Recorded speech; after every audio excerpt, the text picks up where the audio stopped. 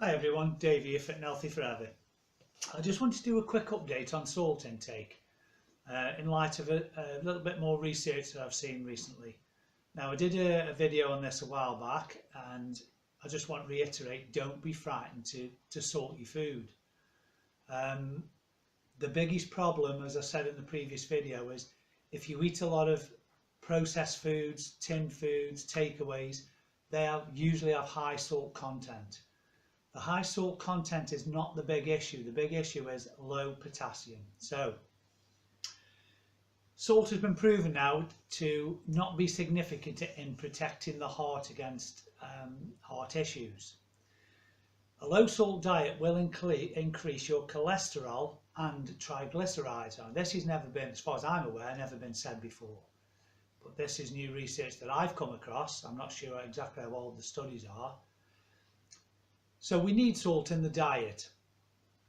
Now, I've said this in the previous video, high blood pressure is usually caused by low potassium, not high salt.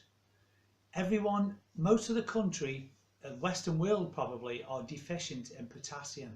It is very, very difficult to get the amount of potassium you need. You need to be consuming lots and lots of vegetables, lots and lots of salads. And also, if you use cream of tartar powder, that's a great source of potassium. Now I use that in smoothies, in drinks, because it's tasteless. It's a white powder, it's tasteless. It costs out of Aldi less than £1 for a small tub, and I use it every day just to help get that potassium level in. Now your potassium basically should be about 5 times your salt intake. So if you're having 1 to 1.5 grams of salt, you need to be having a minimum of 5 grams of potassium. If you look at foods with potassium in, very, very, very difficult to get it. The recommended daily average of potassium is said to be about 4,700 milligrams or 4.7 grams. I think it should be more than that. I think it should be about 6, and if you can get that, all the better, because it works in conjunction with salt, and one without the other is detrimental to your body basically. Because if your body has a lot of salt and can't get the potassium, it will leach it from bones and ligaments, tendons and things like that, which in the long term is not a good thing. You need roughly what the Americans call cups of salad. I'm not sure how you measure their cups. You could probably find it out on the internet. About 7 cups of salads or veggies per day to get enough. That's a lot of salads and a lot of veg. And I think with the cream of tartar, I probably get enough. But I don't hold back with salt, and I always use sea salt or pink Himalayan salt. They're the best quality, and they're very few pennies more than table salt. Table salt's got a lot of, shall we say, crap in it, to be honest. Low potassium can increase the risk of stroke, kidney stones and high blood pressure. That's another study that I've come across while I was doing this. Salt is basically 40% sodium, 60% chloride. That's why they call it sodium chloride. That's what it is. Low salt diets also worsen insulin resistance. Now, I've touched on this a few times. Insulin resistance is when your insulin is pumping out from the pancreas, but it's not being absorbed into the cells properly, basically, in a nutshell. And it keeps pumping more out and you become insulin resistant, and you get to a state over time where you become pre-diabetic or type 2 diabetic with this. Low potassium can also worsen insulin resistance, so the two balance each other out. You need to be getting the right ratios of each. So if you don't watch your potassium intake, but you eat a lot of fast foods, canned foods, processed foods, takeaways, then you're probably getting too much salt. This is where the theory of high salt comes in, that it's bad for you. Without potassium, yes, it is bad for you.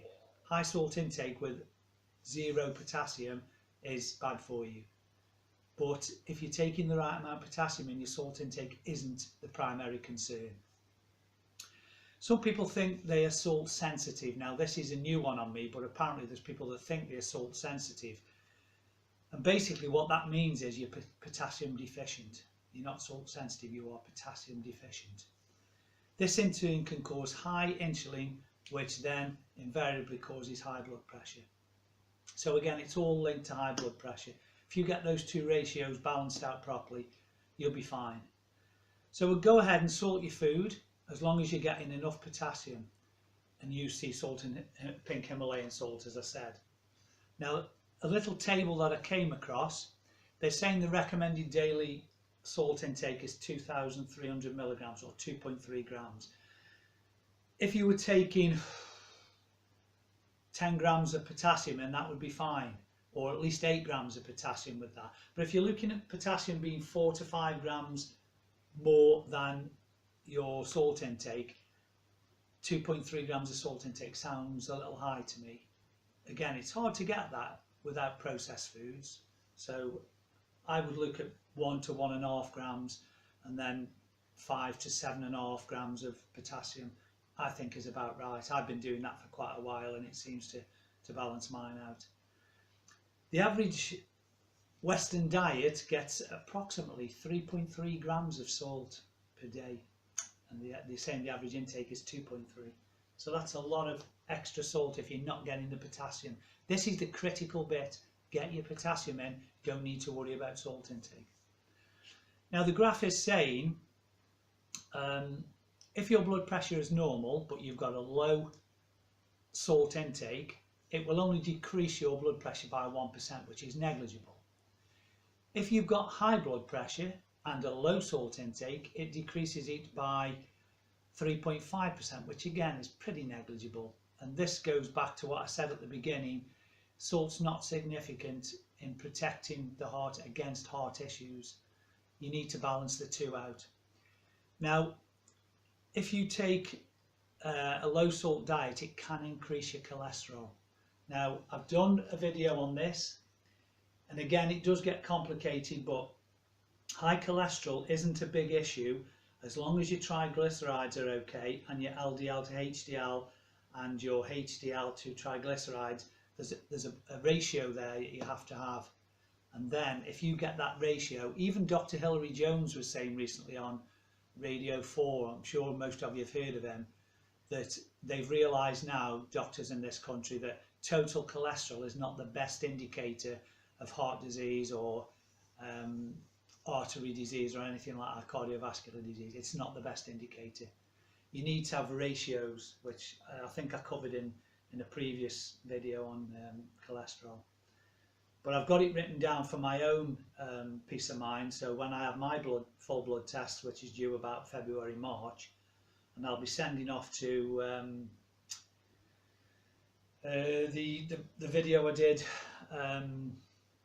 Just can't think of the name off the top of my head now. You send off for it anyway online, and I've got an account with them now where I'll pay £69 once a year.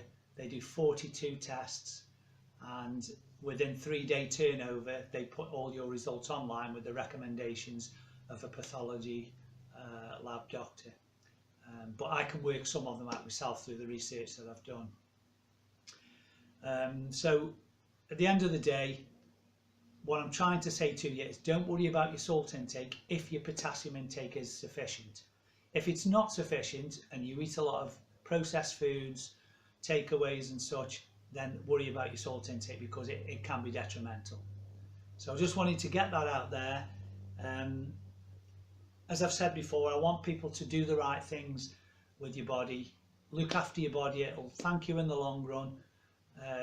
As I said before, younger people don't think it's coming, but believe me, middle age and older age is coming. It's coming fast if you live that long. With today's society, stress levels, fast foods and things like that, you're probably not going to live that long if you're not careful. So do the right things. Thanks once again for everyone who listens. Like and subscribe. It doesn't cost you anything to subscribe, so you'll just get an alert when I put a video out. So thanks again. Tell everyone who you think might be interested. Until the next video, stay fit and healthy forever. Thank you.